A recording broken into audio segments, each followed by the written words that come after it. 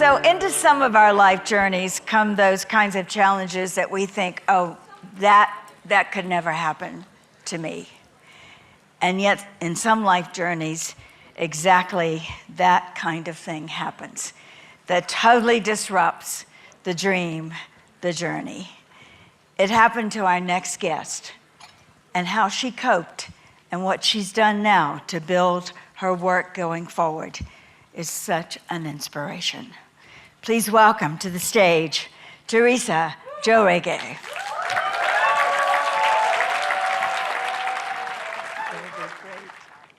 I feel voiceless.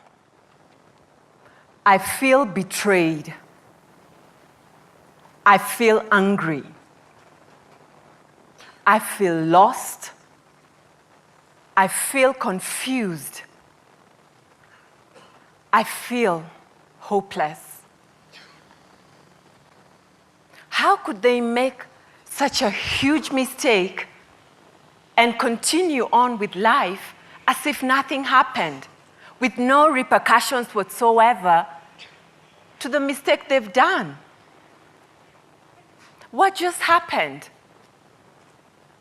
How did I move from being in the respected financial sector, working as a premier manager in the banking sector,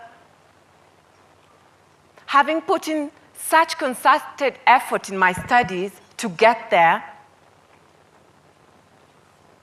10 years in the corporate sector, to now being in the largest correctional facility for women in this country? How did that happen? I remember the events of this day 6 years ago, as if it was yesterday. The cold, hard face on the judge as she pronounced that sentence.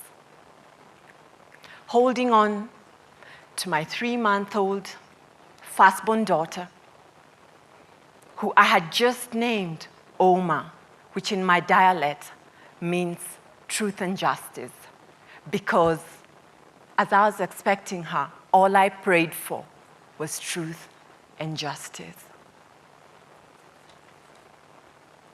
Oma came, but I never got the justice I was looking for. As I rode in that Kenya prison service bus, I was so numb.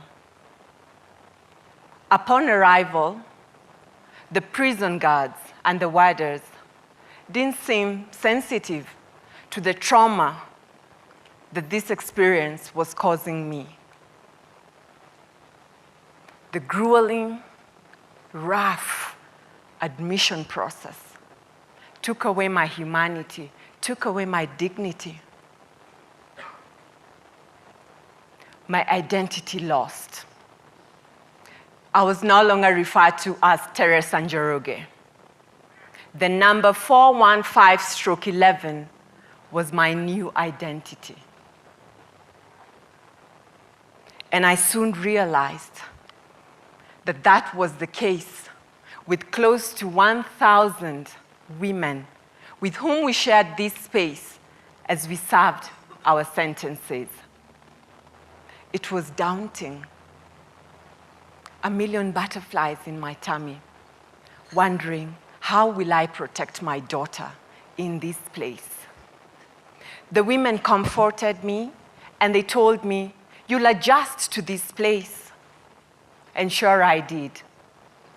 To the prison language, the prison food, the prison lifestyle, the prison culture. It was not easy. I happened to handle a fraudulent transaction unknowingly at the bank where I worked. The worst that I had envisioned would happen to me was losing a career that I had so passionately loved and put in so much to get to where I was as a bank manager. What I had not seen come my way was the arrest. The malicious prosecution and the false imprisonment. Now in the media for all the wrong reasons. A bank thief. They came to me and told me, you know, if you give us 1 million Kenya shillings, this case will disappear just like that. And I wondered what kind of thinking these people had. I'm innocent. I didn't steal this money. You've got the wrong person, and you want me to give you 1 million Kenya shillings for this case to go? That's not me. I won't do it. I'm innocent. 2.5 years on, in and out of courts, fighting to prove my innocence. They came to me again and they say to me, if you give us 5 million Kenya shillings, because we're about to go into judgment now, you'll get a favorable outcome.